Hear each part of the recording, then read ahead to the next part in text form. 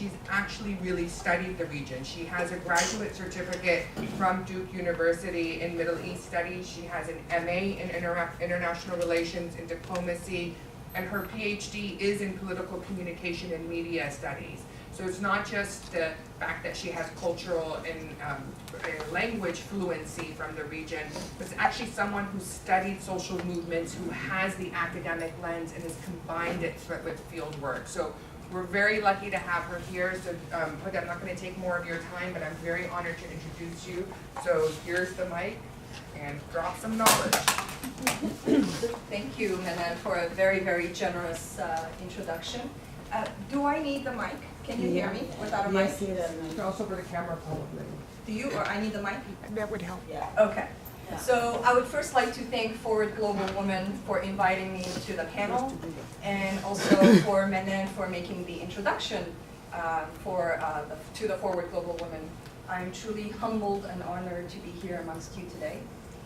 This is really my first time being in an all-women panel, and it's amazing. I talk about security, and it's always I'm the only woman in the panel, so it's really amazing to see this. I could smile more. That's right. And I also look really for continued knowledge and to learning from each one of you. You each have an interesting story to share, and you're also lessons from the region that I hope to learn throughout these 3 days.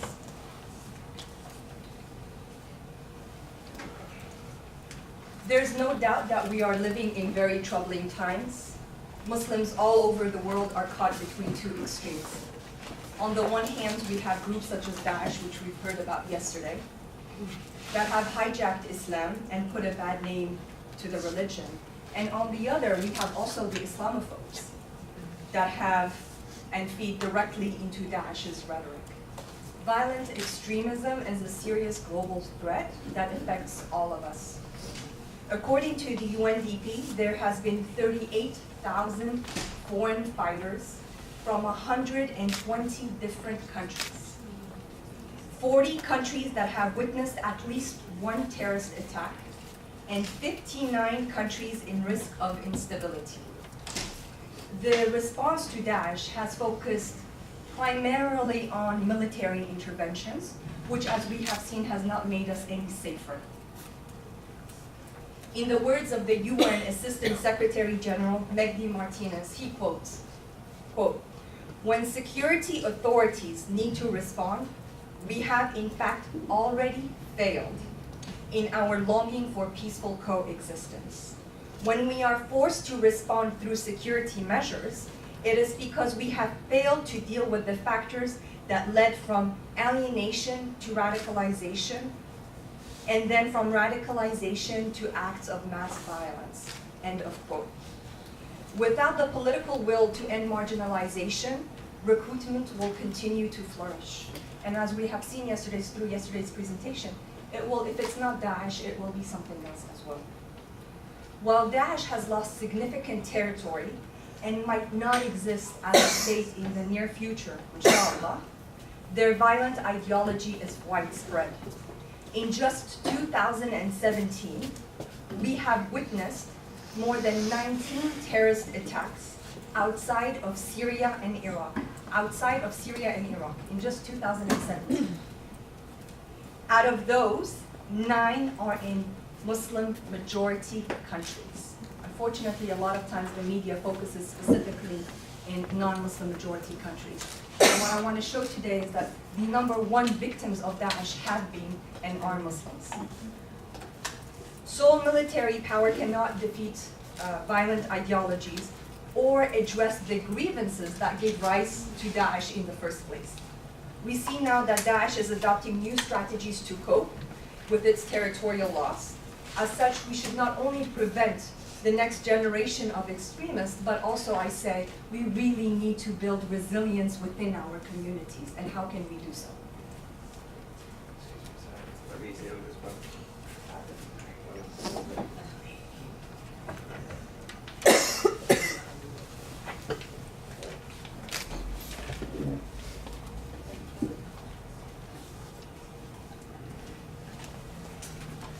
Can you hear me? Yeah.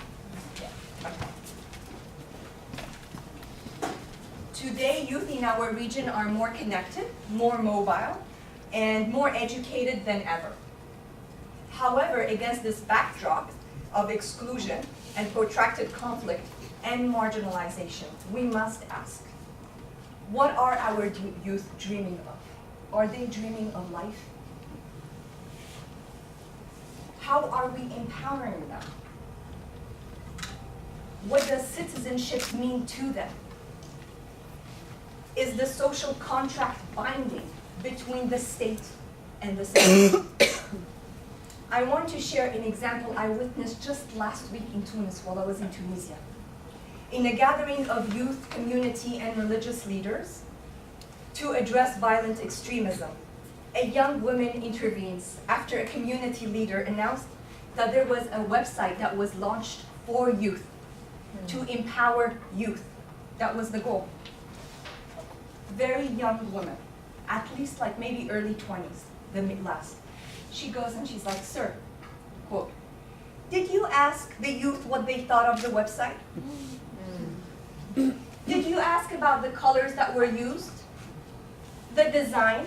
The content? For me, it's very boring. And then she continues. Did you even engage youth to write on some of those topics? Did you ask what are the issues that youth are facing? If this is a website for youth, then consultation with youth is a must. What we keep doing is we give lip service. Youth empowerment, women empowerment. But what do we actively do? And this is what I hope we get at the end of this session. What can we actively do to empower our youth in our communities when we go back? To empower women when we go back? Daesh has an excellent understanding of youth and of their grievances. While there's no one demographic of youth traveling to Daesh, we know that many who left Daesh have very little knowledge of Islam, no prior connection to Syria, and lastly felt marginalized and in search of personal meaning. Daesh propaganda narratives focuses on injustices youth can relate to, offering them a way out, or what Manel calls it, an alternative, a counter offer. And they provide them with a network where they can share their grievances, hopes, and dreams. Even though their barbaric practices violate every Islamic law, it uses out of the context religious texts to establish its authority, justify violence. And in one of his sermons, Daesh leader al-Baghdadi quotes, "The Islamic State is a state where the Arabs and the non-Arabs, the white man and the black man, the Easterner and the Westerner are all brothers," end of quote. Of course we know this is not true, but this is the propaganda that Daesh uses when they're trying to recruit. A false hope of the ummah or of a community. In one of the interviews I conducted in Belgium, a devastated Belgian mom tells me the story of her young son who joined from Daesh. He was in his early 20s. Her son was not religious at all. Her family was educated. He was born in Belgium, but never felt that he belonged. While he was Belgian, he was bullied in school for being brown and for being a Muslim. When he traveled to the country from where his mom is from, in this case it was Tunis, he also did not feel like he belonged. He didn't speak very perfect Tunisian. He couldn't relate 100% to the culture. So he was not Tunisian enough, and he was not European enough. He became a very easy prey for Daesh to feed on. His mom had no idea until she receives a call from him when he was in Turkey. It was already too late, she said. Her son went from a zero, this is her words, to a hero overnight. And he's dead. He got killed.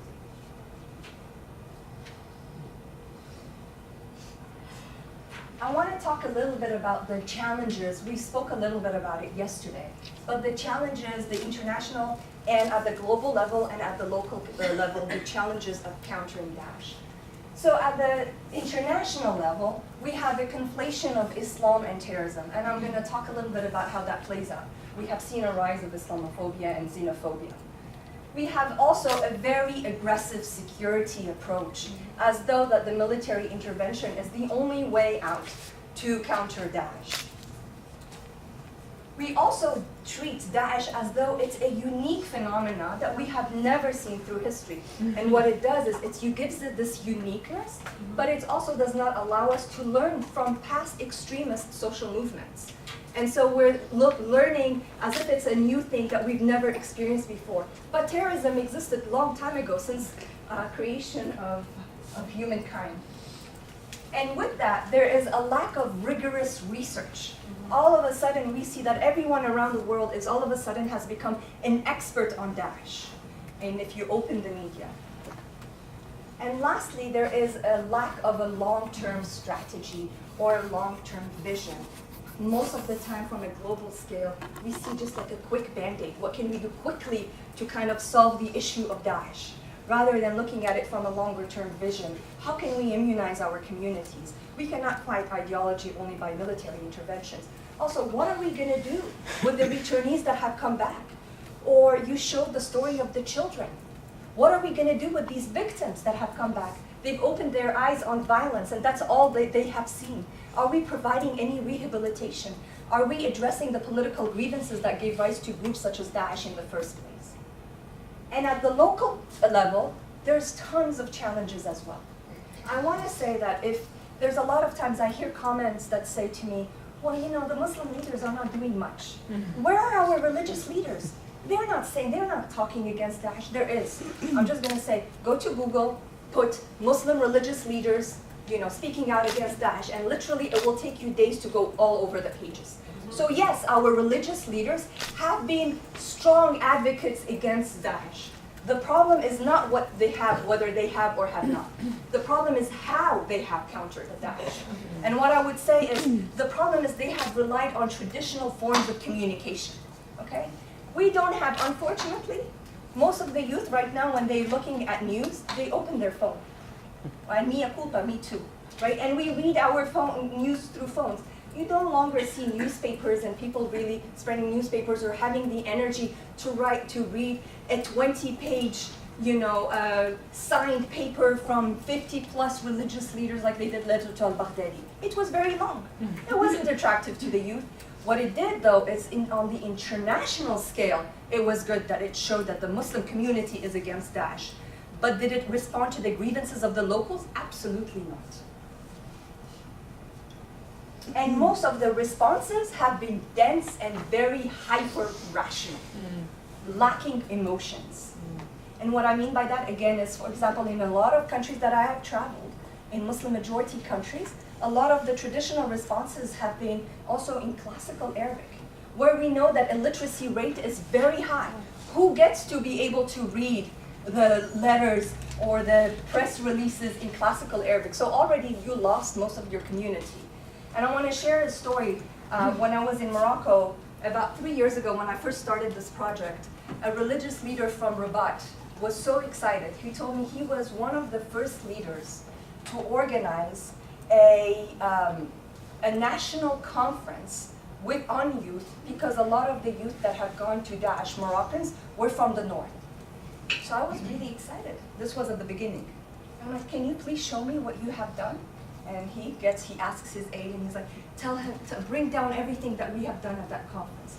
Everything was in classical Arabic. Illiteracy rate in Morocco is extremely high.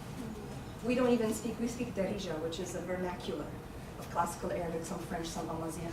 So basically you already lost the target audience. And it was very classical. It's like, you know, we're gonna one surah with another surah, and it focuses only on religion. What I'm gonna show you is that Daesh, and what was shown yesterday, they do more than just religion. Okay?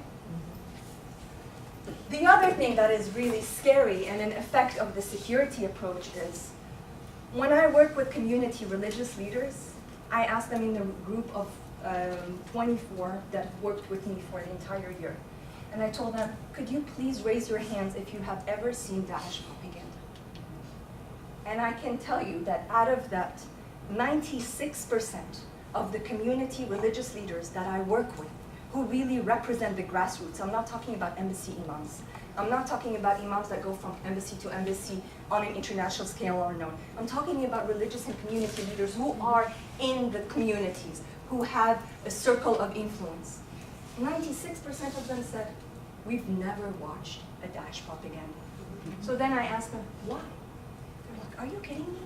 If we watch a Daesh propaganda, we'll have security services knocking on the door.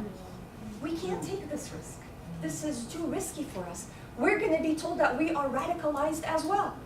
So we have to rely on what we hear in the media. So how can you construct a counter-narrative and offer an alternative when you have no idea how Daesh recruits at the first place? And then a lot of times, and this comes with our tradition, unfortunately, is a lot of times our religious and community leaders, to stay and have legitimacy, they want to just depend 100% on only rational appeals, lack of emotional appeals. And what we have seen is that Daesh uses emotions. How can you respond only by rationality when Daesh also uses your emotions and your feelings of belonging? And when a lot of the youth are looking in search of meaning. So these are some of the challenges that from the local level.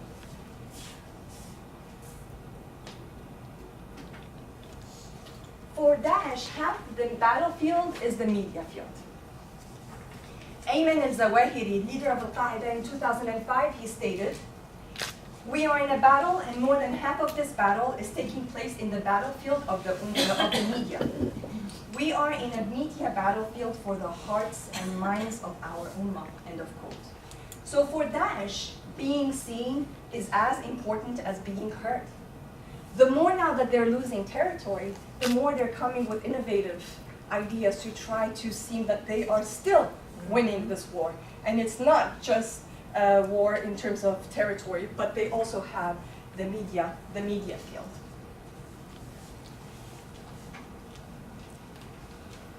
I want to show you a little bit some of the strategies that I want to talk about of Daesh's propaganda strategies. So the first one is the emotional appeals. We spoke about it yesterday, right? Daesh uses a lot of emotions. It smiles, it laughs, it says jokes. And they're all very hyper-local, which means that when Daesh wants to recruit youth from, say, Morocco, they will use different strategies that the Moroccan youth will be able to identify with, and when they're trying to use strategies to recruit converts or strategies to recruit young Europeans or Americans. And they bank on the local grievances. And what is really interesting for me to see is that not only they are hyper-local, but they're really hyper-local, which means that some of the strategies in the north of Morocco might be very different from the south of Morocco. So it's not enough for them to just go into the local, but even within that context. So basically, there's no one-size-fits-all, right? And we really need to think of it. The second thing is they bank on grievances. If there was no grievances, there would be no Daesh. So that's why we cannot just talk about counter-narratives. We have to go back into these grievances that we have seen in the first place. And they provide alternative to the youth. So for example, they would say, look what your leaders are doing. They don't care about Syria. Look how many Syrians are dying. Did any of your Arab or Muslim leaders did anything? Look at the international community that talks about in the words of humanity. You can come and try to help your Syrians. Some of the first youth that have gone, the first wave that have gone to Syria, really believed that they were helping the Syrians. And then once they went there, they're like, oh my gosh, this is not what we signed up for. We had no idea that this is what we were going to find, right? And now you can see that they say, if you cannot go and join Daesh physically, you can still join Daesh with other means. So the other alternative is, you can be our media soldier. You can write op-eds for us. You can help us technologically. You can carry out attacks in your domestic local communities. So there's always an alternative for them. Their messages are very simple. Our messages are 20 pages messages and a long khutbah that, God, it's boring by the 5 minutes. Their messages are so simple and very, very, very quick. Very quick. Right? And they use humor. They also rely on visual, textual, and audio. And what I mean with this is, they don't only use social videos. They use videos, they use anashid songs. and they use texts, and it depends on the target audience. So if they are trying to recruit more on the ideological basis, they would use more the texts. If they're trying to recruit youth who know nothing about their religion, they would use more audio and visual so they can recruit. When they're trying to create a sort of an identification, they will also try to use nasheeds. I've seen something where they've used the nasheed, which is like a religious kind of music for people who don't know Arabic, that doesn't have instruments. And some of the music that they have used is actually from the region that has nothing to do with violence. Some of it is actually Sufi music. There is some that is from the north of Morocco that is in, what do you call it, in hymns and chanting. But what they have done is they have removed the words and put new words in them. So without realizing, you're getting goosebumps because it reminds you of your childhood memories, except that the words are completely new words that they have inserted. So it's a completely different form of a strategy to create identification within the people in the region without even thinking about it on a psychological note. And lastly, relational networks. We've spoken a lot about social media, but recruitment doesn't happen only in social media. It happens online and offline. We still do not know which one comes first. It depends on the situation. In some cases, it's the offline. In other cases, it's the offline comes first, the face-to-face. In other cases, it could be online and then complemented by the offline. But these two have to match. And not only that, but when, for example, someone wants to go to Daesh land, they say they have a system. You can't just go to Daesh and say, hey, I'm here, I want to fight, I want to join you. They're like, it's called tazkiyah. Someone has to say, oh, I know this person, I can put a check mark on this person, and this person is real. They're not like, they really want to come and be part of the community.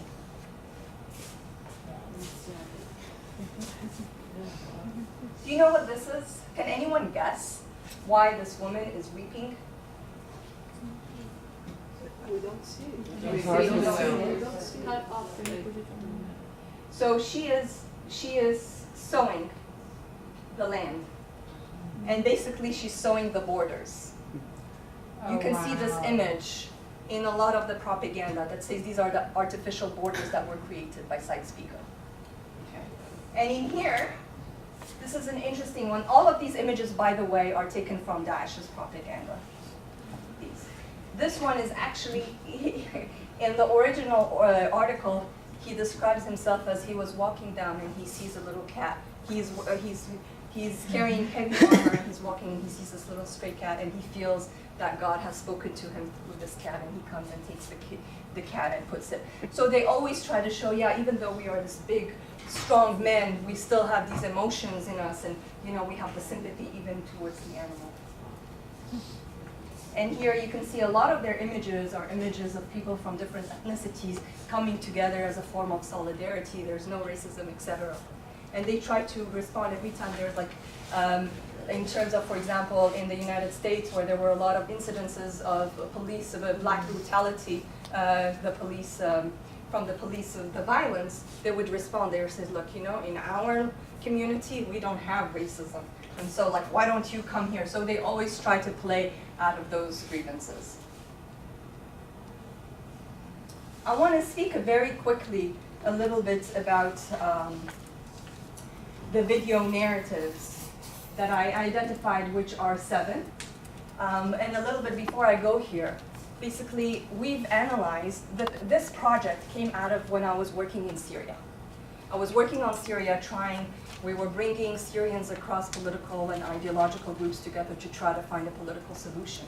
And the one thing that the Syrians could agree with is, what are we going to do even if there is a political solution in terms of Daesh? This is no longer a Syrian problem, this is an international problem.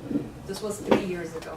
So I started trying to figure out, okay, what is out there in terms of trying to counter Daesh and propaganda? And I found, this was 3 years ago, there wasn't a lot, and I wasn't very satisfied with the research that I found and read. And that's when I developed a methodology to try to understand Daesh's propaganda, looking at 30 different variables. And so each video is coded by looking at 30 different things. And in that, we've identified 7 main narratives that Daesh uses when they are recruiting. I don't have time to go over each narrative, but I want to tell you 2 things. And before I go there, not only, so we've analyzed around 600 Daesh videos. We have looked at all of their social media magazines, and we try to complement our online analysis with interviews when I go to the region. So all of this research all of what I'm presenting is based on the research that we've done. And it has 2 objectives. The first objective is for policy recommendations, especially you need to engage with community. Aggressive security approach is not, and I'll be talking about it.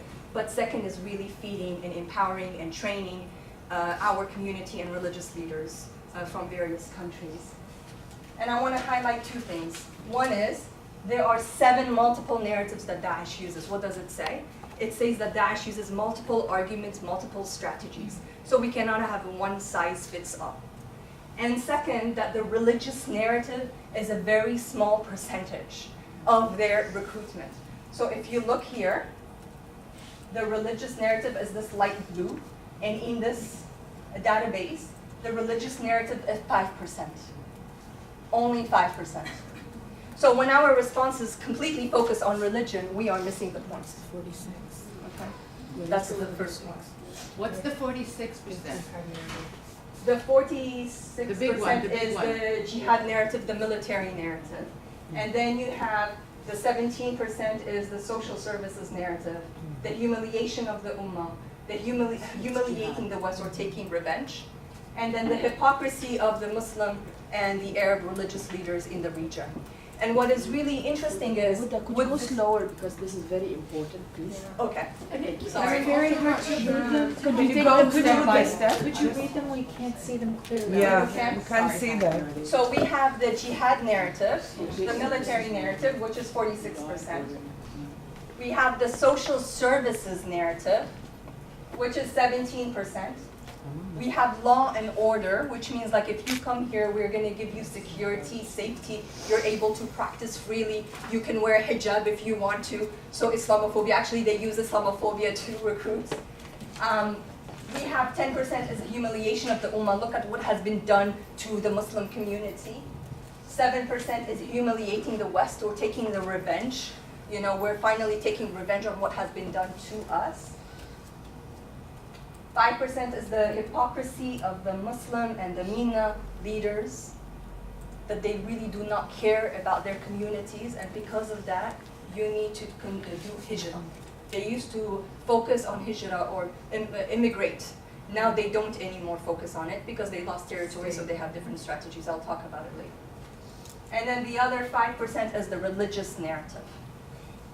What was the social services narrative? Social services, you will see, I'll show you a video and it will show. So basically, it's, you know, we have soup kitchens, you can have, you know, you have your rights, we can provide you healthcare and education. And so it's basically whatever a state is supposed to give to its citizens, basically. Could you explain the jihad? Thank you, that was my same question. Is how is the jihad different from all the rest? It's basically the jihad, the military one is just fighting. It doesn't call for, it calls you to come and fight. So it doesn't give you a narrative, it doesn't give you, it's a lot of it is, and I will show you, a lot of it has more of a Hollywood style. And so you would see a lot of fighting and a lot of Video games, the war games, and without saying like you have to come here. The religious narrative is you come here so you can become a better Muslim. I was so frustrated with what I heard in the media about the 72 virgins. Like, you know, a lot of youth are going to Daesh so they can die and then they can get 72 virgins. I don't know if you all heard this. Yes. So I actually tried to code for it because I wanted to see how many times does Daesh talk about 72 virgins in their propaganda. It's minimal. It's literally, it's single digit. It's very minimal. What is also interesting is the way we have coded is, so now I can look at this data, like I have 600 videos, and I can use it and I can play with it to say, if their videos are in Arabic, what is the main narrative that they use? If their video is in English, what would be the main narrative? And it's different. If now that Daesh is losing territory, we can see that the religious narrative, if this is a total, with Daesh losing territory, we see that the religious narrative increased. Of course, which makes sense, because it has to be God is on our side. They have to explain to their constituents that God is on their side, right? But the social services decreased. So we can play with the data to see like how are their strategies, changing and changing depending on the current situation. I'm going to show you a short video of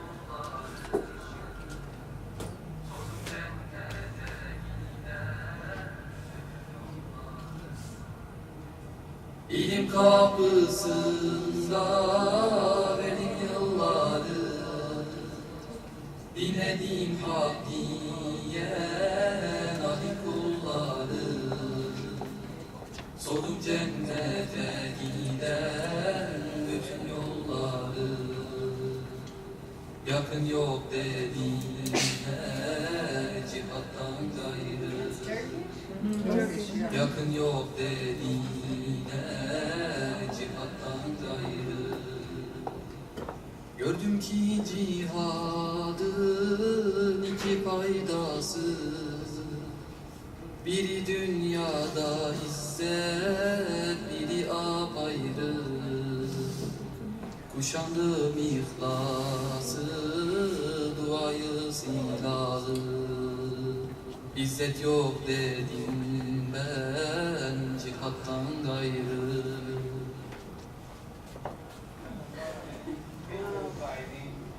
كيف للمتخلفين عن الجهاد في سبيل الله أن يطعنوا في هذه الدولة وأن يقولوا It's a compilation of little many videos put together. على الناس وعلى حرمات الناس لها مثل ما قال ما نتعدى على حرمات الناس وما نتعدى على بشر بل ما جئنا إلا لرفع الظلم عن البشر وإقامة الشرع في أرض الله عز وجل فهؤلاء الصغار مثل ما قال في زي موحد إن شاء الله أتموا الدروس العلمية من قرآن وتجويد ولغة عربية وهم إن شاء الله ينطلقون إلى التدريب البدني والعسكري حتى يكبروا بإذن الله ويدركوا عروش الطوارئ.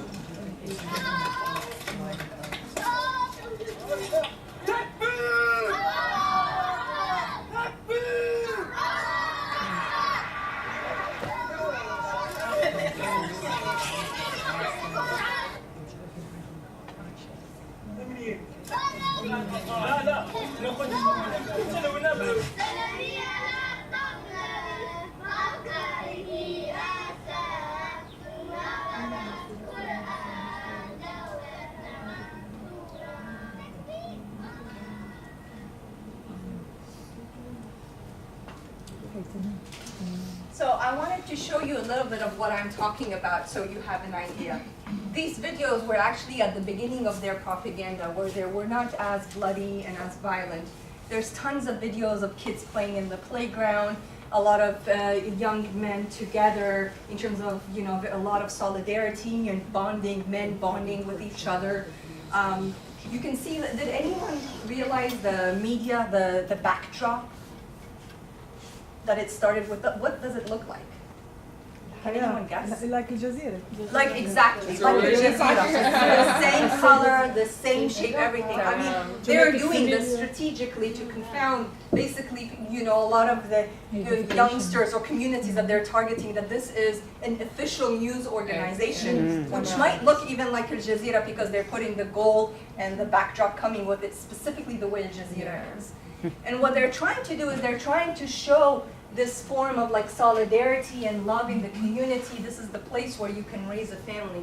There is a message, there's one video that was very long, I couldn't show it, and it's called the 8 Greetings. And it has someone from each region coming and saying why they came here to Daesh. It's a place where they can raise a family, and it's a place where they have their rights, and that they can, they can live freely and happily, and it's just the propaganda the West has on that. And it What- shows What multiculturalism. narrative does that fall under then, that kind of male solidarity bonding? A lot of it is social services because they are basically able to have, they're able to get an education, they're able to get health services, etc. But it's But also what we see though, multiculturalism. culturalism that is placed under social services. And the music, you were right, the music is Ya Habibi Ya Muhammad, it's a Sufi. Exactly. About our Prophet, how loving and it But it completely changes it, changed. absolutely. And you get the goosebumps. What I wanted to show here is that in 2015, I wanted to do a comparison of when they held the max territory and when they held the least territory, and see how these narratives have shifted over time. So when they held their max territory in 2015, you can see that the military jihad, and again, that means just warfare, right? A lot of it looks like Hollywood movies coming soon to your screens, video games, etc., was only 34%. And you had a lot of the other ones, which was hypocrisy of Muslim leaders. The light blue was law and order. Law and order meant, you can come here and you can practice freely. And what was really interesting in the law and order videos, it shows a lot of times those videos where they have the police, the brigades in the streets. And for example, there's one video where they are abolishing smoking cigarettes. And you can see like a Daesh leader coming and saying, you know why I'm removing cigarettes from your store? Because it's not good for your health.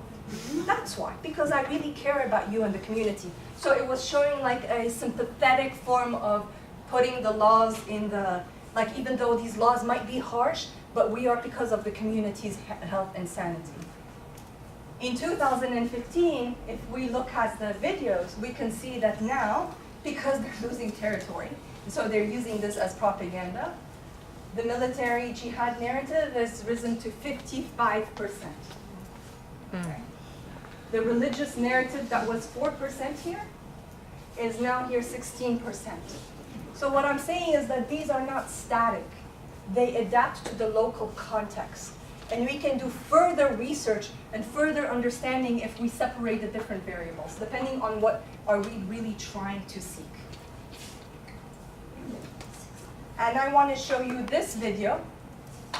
We have 6 minutes. Okay. It's not 11 until 12 or Until 12? yes? No, that's what I thought. No, but I mean your presentation. She's so good, let her finish. And we're jumping in. We jumping can in ask with even during the questions. break, let her finish. Yes, I think Okay. I would like We to rarely finish. get the score. Yeah, exactly. We're too afraid to do the searches. Yeah. This is very good.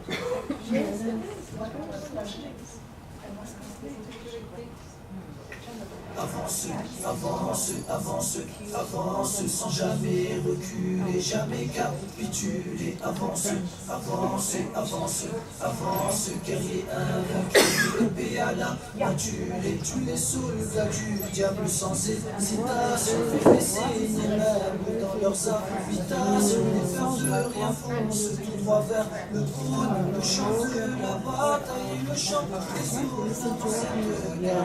Tu as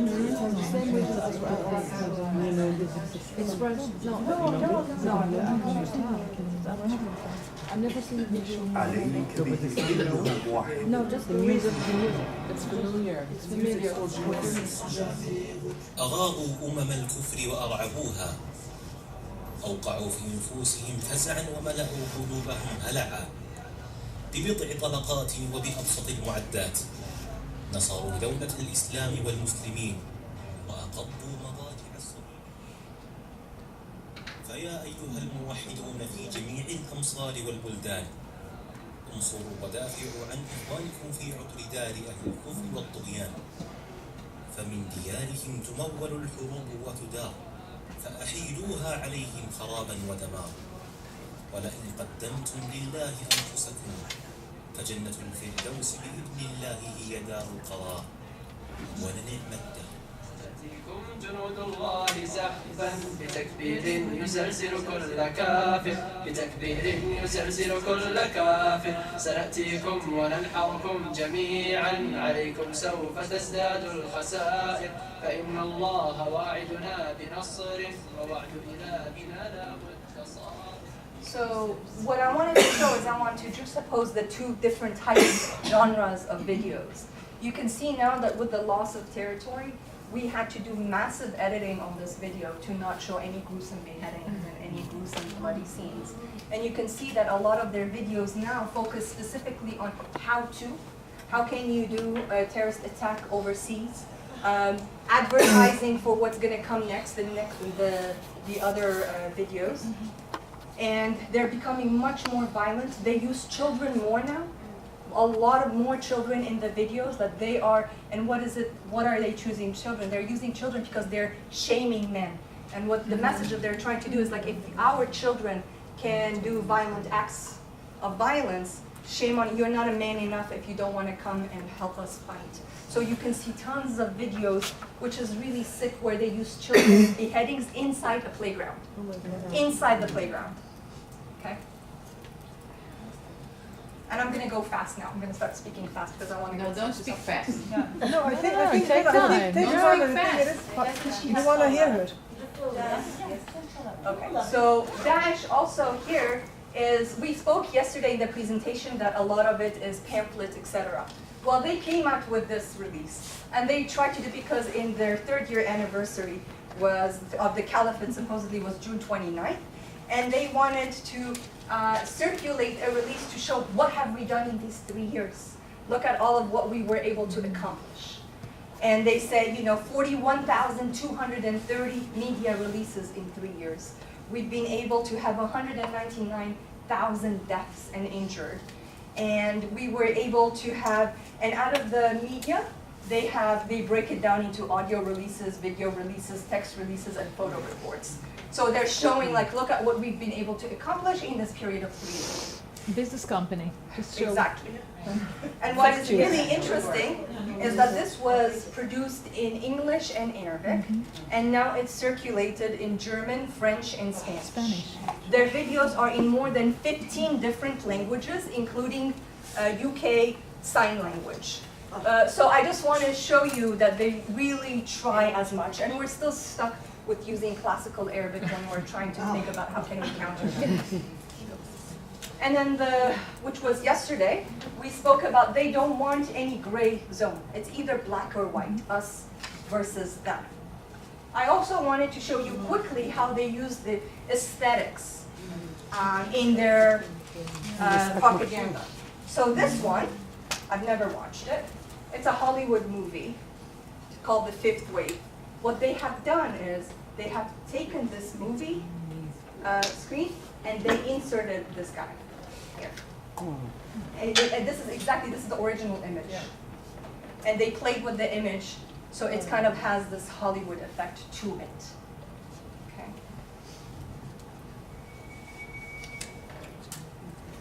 Now that they're losing territory, their propaganda is also, they're not releasing as many videos as we have seen. They're using what I call more infographics, or very simple messages targeted very quickly to different communities. So here, for example, they're saying, how can you have terrorist attacks abroad? How can you use truck attacks? What would be the ideal vehicle that you need to use? How should you acquire a vehicle? Do you buy it? Do you rent it? And they go with the different options. And then what would be the ideal targets when you use a truck? And then in here, they have a war economy pamphlet, which means, like, look at what we have been able to do and accomplish with our terrorist attacks abroad. So you shouldn't basically judge us only on territory, but the havoc that was created also abroad. And they break it down with medium-term losses, such as we've been able to lower the stock prices, tourism industry went down, the insurance industry lost, and then the long-term losses, which is the troops and salaries, where countries, their budget, they're sending lots of money to troops. We're buying more and more weapons and ammunitions. There's high employment rates and further destabilization of the region. Okay. So the message that it tries to create is you shouldn't judge us by only the territory, but also what we have been able to accomplish that cannot be measured by numbers. They recruit, like I said, different types of audiences. We have women in families, we have young professionals, Western audiences, ideologues, and then specific national communities. Because this is on women, I wanted to focus specifically on women very, very briefly. In terms of the girls and women in Daesh, we've looked at 450 Daesh videos for this one, and we did field interviews. There's around 6,200 out of the 31,000 fighters within Daesh territory that are women. How much, please? 6,200 according to the reports that we received. What I've seen is that a lot of times the media accounts have been very reductionist in their portrayals of women in Daesh, either as passive victims or what the West loves, the jihadi brides, or they're subsidiary supporters of male guardians, or they don't have much influence. But women are not a monolithic entity, and we've seen it through Sarah's presentation yesterday. And they are not just victims or irrational actors. But sorry to interrupt you. 6,000 from 31. These are the foreign fighters only, not Yes, Daesh. foreign fighters. Only foreign fighters. Only yes. foreign fighters. And I always say with these numbers, I would take them with a grain of salt. Sure, because I have other figures. Because they're official numbers. Yeah. 5,000 foreign fighters Yeah. from UN. Strange enough, sorry, but out of the 6,200, 700 are Tunisian. Yeah, Are Tunisia's the Tunisian largest from number. Tunis. Yeah. Yeah, absolutely. I just came It's to a phenomenon. Yeah, it's a phenomenon. I'll forward you guys an So article from women are not a yesterday. homogeneous entity, and they have multi-dimensional reasons for joining. And it's actually Daesh offers them an alternative vision for female liberation and empowerment. These women who go there, Daesh is a very misogynistic, extremist, terroristic, and I use social movements to study them. And I say, why, if it's such a misogynistic organization, why are young girls and women still joining Daesh, right? That's an important question to ask. Well, the way they write on women, supposedly, and their propaganda, they try to give them the sense of empowerment that if they go there, they will feel liberated, that they can make a choice. Of course, we know that's not true, but this is a lot of the propaganda that they use. And some of them is they give them agency and purpose, alternative vision of freedom and empowerment, concrete material advantages, pure faith in practice, sisterhood and understanding. And this is a tweet, my sister and I, this was in Daesh territory. And basically women recruit women.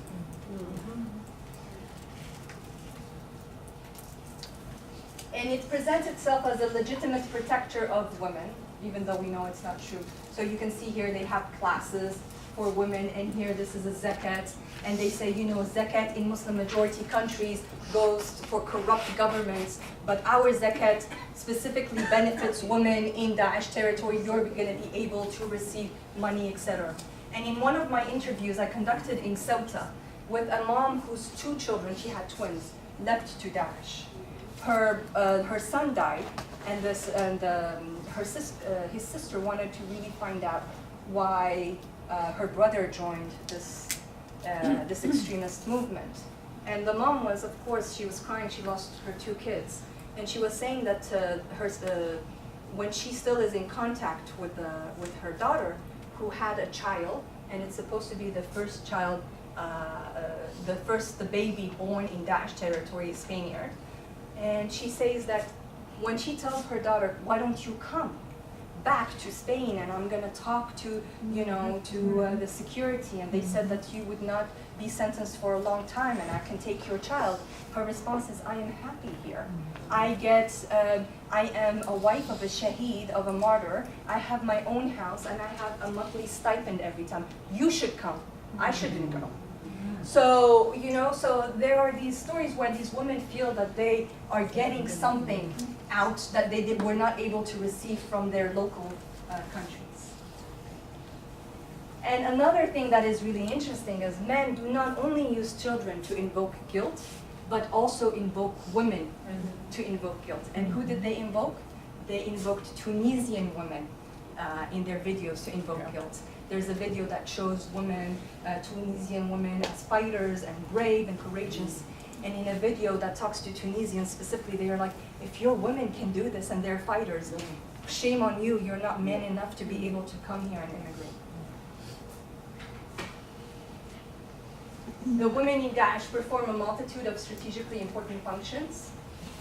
Although the images of women are rare in videos, messages to and from women are a lot. So there's a section in the previous magazine where it was 2 Our Sisters, and then there was a New York Times article that came out that spoke about slavery in Daesh territory. And so they changed that section of 2 Our Sisters to From Our Sisters. So it's now like the women in Daesh territory responding and talking about female issues in their social magazines. The role of women in Daesh are recruiters, mothers, community support, guardians of the Khilafah, fundraisers, poets, female police brigades. A lot of the Anashid is actually women writers that have wrote the nasheeds for battle. And there are also participants in violence. And they're referred to as the mothers of Lion Cub in Daesh's propaganda. And these are direct quotes. So the first one is, "Oh, mother of lion cubs, what will make you know what the mother of lion cubs is? She is the teacher of generations and the producer of men. So have you understood, my Muslim sister, the enormity of the responsibility that you carry?" This is them addressing the woman. In another section they say, "Oh, sister in religion, indeed I see the ummah of ours as a body made of many parts. But the part that works the most towards and is most effective in raising a Muslim generation is the part of the nurturing mother." Okay? So they use a lot of propaganda and feel-good words.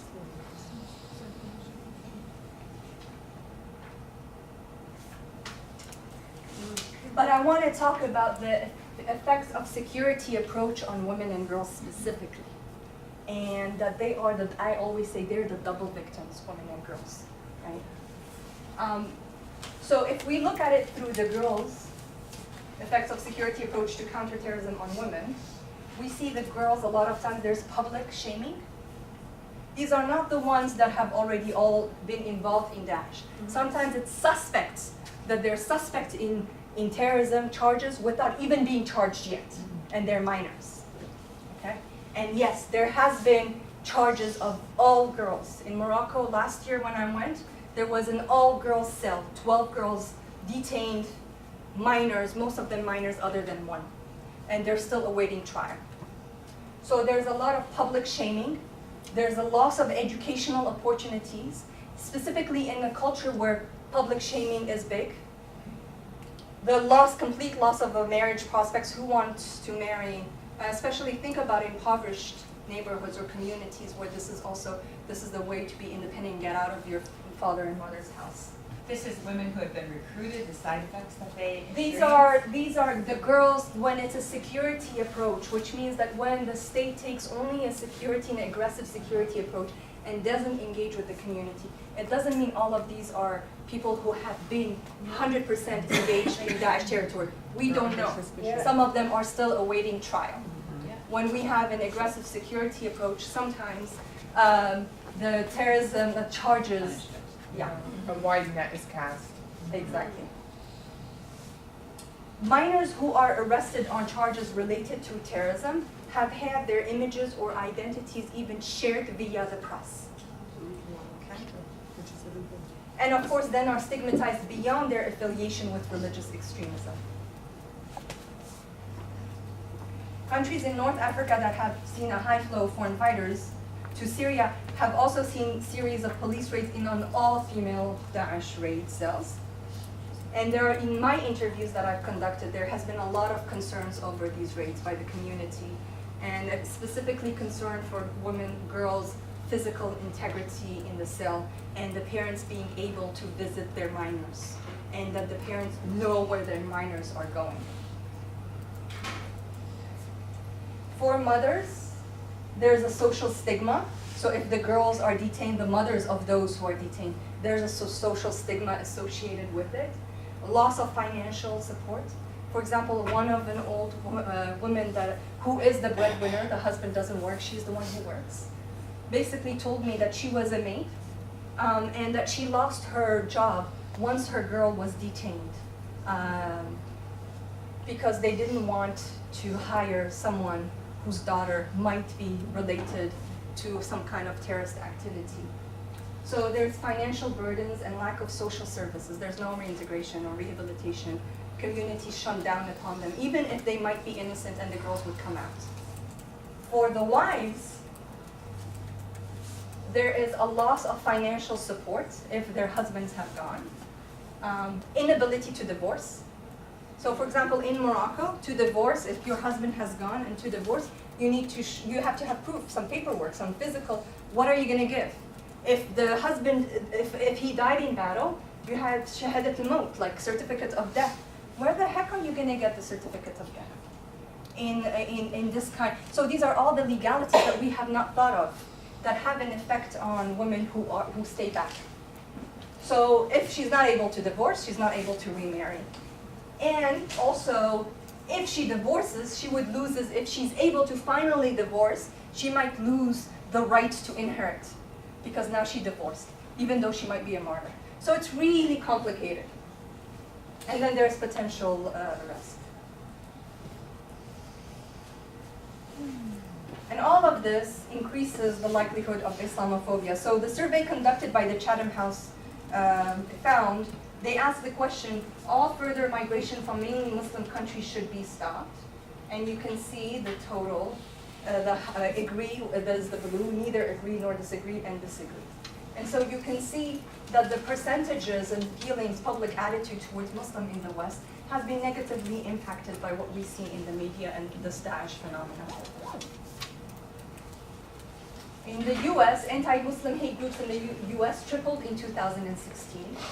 A 197% increase since the year before.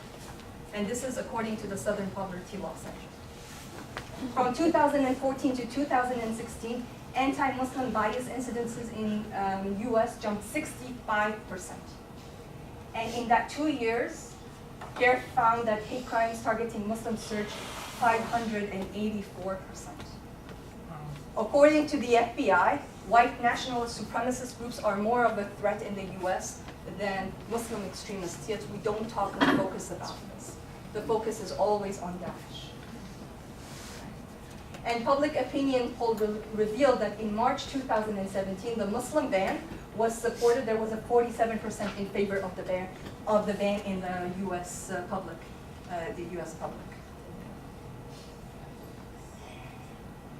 So how can we reclaim our narratives against these two extremes? On the one hand, we have Islamophobia.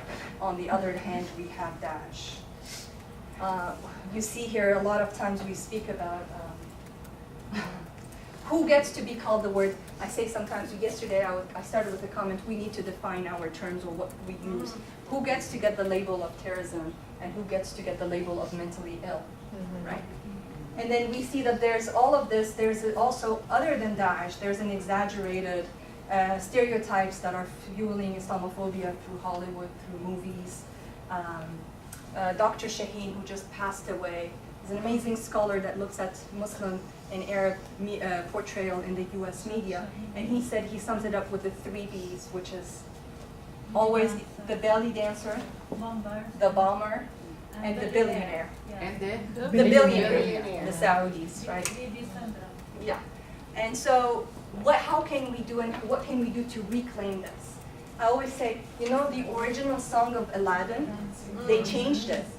But the original song of Aladdin was, I come from a land far from away place where the caravan camels roam, where they cut off your ear if they don't like your face. It's barbaric, but hey, it's called home. So this is the messages that we fuel. Imagine youth in the United States who are born in the US. I have 2 daughters, born both in the US. They feel, identify as American, but they are bombarded with negative portrayal of Islam and religion. When my 8-year-old comes and asks me, Mommy, why don't they like us? Or why don't they like Islam? And I don't watch TV at all in the house. But this is all from school. This is our responsibility. Other than Daesh, how can we ensure that we do not feed into the stereotypes? How can we ensure that Muhammad or Kareem or Maryam or whoever is in Europe or in the US feel like they belong? They do not need to choose that we are not accepted in this country and we are not accepted in the other country and they are in limbo. You know, I think this is a crisis of also identity, and there's a lot of things we can work other than security and a response in terms of community. And I say we need Muslim heroes. We need Muslim heroes in the media. We need young women in the media that are proud and that our youth can look up to. We need young, also male, that our community can look up to and say, hey, not whenever you ask somebody, a youth, and they tell you, who is your Muslim hero? They will cite you someone that was alive 1,000 years ago. We need something contemporary. Okay? When I showed this slide to our religious leaders, they were upset with me. They critiqued me. They're like, we have Muslim heroes. And they said, Ibn Battuta, you know, and all the historian. I'm like, that's so wonderful. Our history is rich. But what do we do to our youth that want someone they can relate to? Like Superwoman Instead is of a role watching model. Exactly. Right? There is a lack of Muslim representation in the media. And I'm not going to go into the importance of online and offline because we don't have time. Gal Gadot. And I'm just going to continue with, we need to empower and invest in our communities. It is key. In this project, we have engaged with 24 religious community leaders across political and ideological divides. 43% of the participants were women. It was very difficult to recruit women. Very difficult to have women. Where was this? From Morocco, Tunisia, France, and Belgium. And where did this take place? The workshops were in Switzerland. We needed a neutral place where everyone could talk freely because a lot of them did not agree with each other. We had converts. We had Salafis. We had mainstream. We had people that had affiliation with the government. We had people that did not have any affiliation. And what we have seen was an amazing result. First of all, a lot of times we talk about the divide. We talk that we need a Sunni-Shia divide. Or we need an Islamiyin and secular dialogue. Or Sunni-Shia dialogue. We also need a Sunni to Sunni dialogue. I had people in the room from the same country who know of each other but never spoke to each other because we have prejudice against each other. And then they realized that they have a common objective role.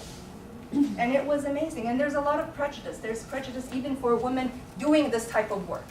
Working in these, its security and religion is heavily male dominated. But once you build trust and you can build a common ground, you're able to do miracles. So out of these 24, we have 59 local projects that are on the ground, that have been implemented by them, that are divided by civil society initiatives, government initiatives, and media initiatives.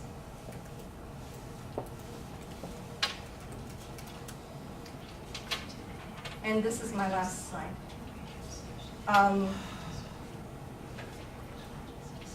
We have to rethink PVE and lessons learned. What's PVE? Preventing violent extremism. Again? Preventing violent extremism.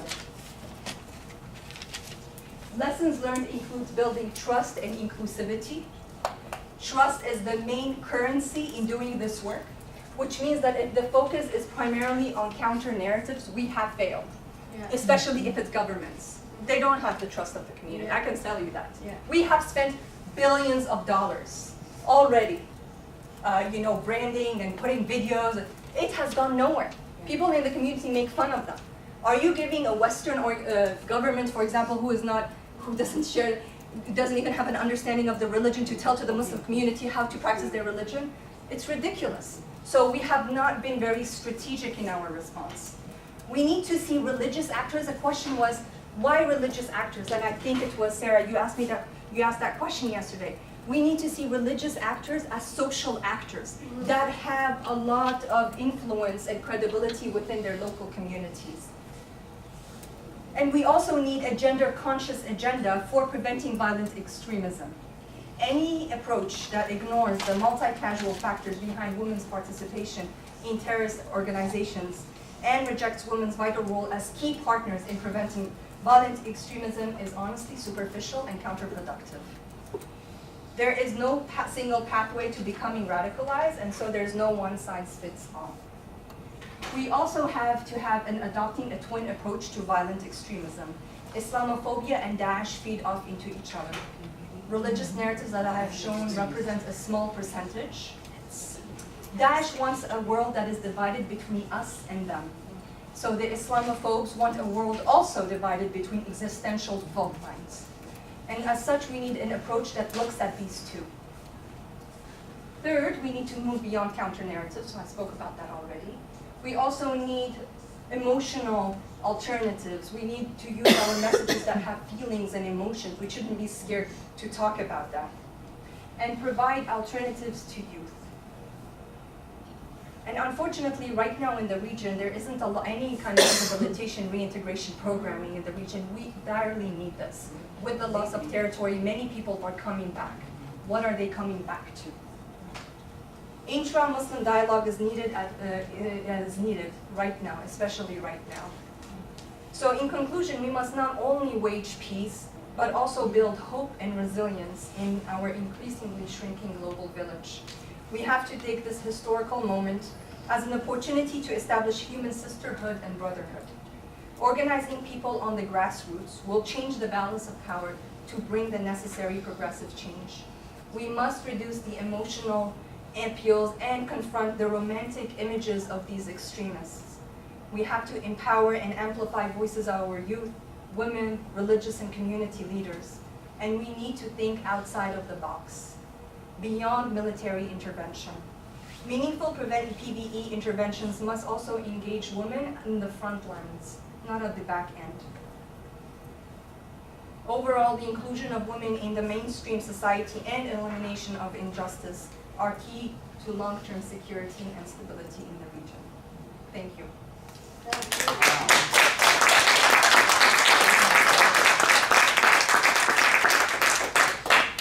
That was 10 minutes. Sorry.